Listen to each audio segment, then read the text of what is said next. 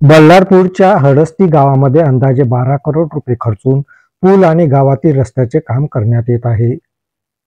पीडब्ल्यूडीच्या माध्यमातून करण्यात येत असलेल्या या कामामध्ये मोठ्या प्रमाणात गैरप्रकार होऊन कामे निकृष्ट दर्जाची होत असल्याची ओरड ग्रामस्थांकडून होत आहे.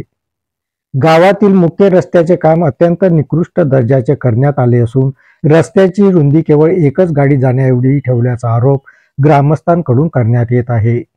हडस्ती गावात सुरू असलेल्या पूल आणि रस्त्याच्या कामाची तात्काळ चौकशी करून दोषी ठेकेदार व संबंधित अधिकाऱ्यावर कारवाई करण्याची मागणी या गावच्या सरपंच सौ अंजली पारखे यांनी केली.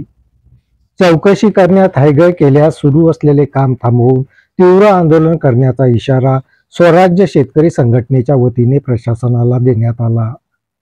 दिनेश गावत्रे, प्रतिनिधी GTV न्यूज मराठी.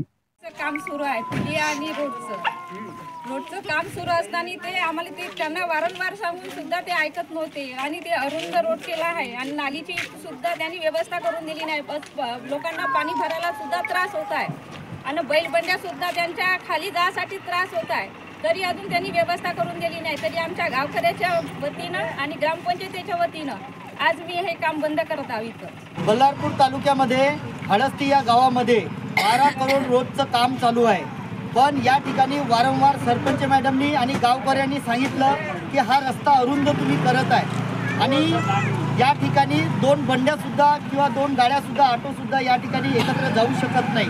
अशा पद्धतीचं निकृष्ट दर्जाचं काम या ठिकाणी केलं आहे.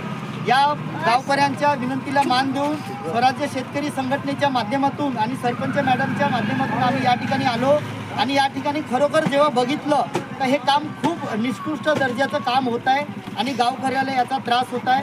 वारंवार आम्ही ठेकेदाराला सुद्धा विनंती केली पण ठेकेदार सुद्धा ऐकायला तयार नाही आणि यासाठी आज आम्ही यांना या ठिकाणी हे यांचं काम बंद करतो आणि काम बंद करून या ठिकाणी जोपर्यंत गावकऱ्याच्या म्हणण्यानुसार किंवा सरपंच मॅडमच्या म्हणण्यानुसार काम होणार नाही तोपर्यंत हे काम आम्ही चालू देणार.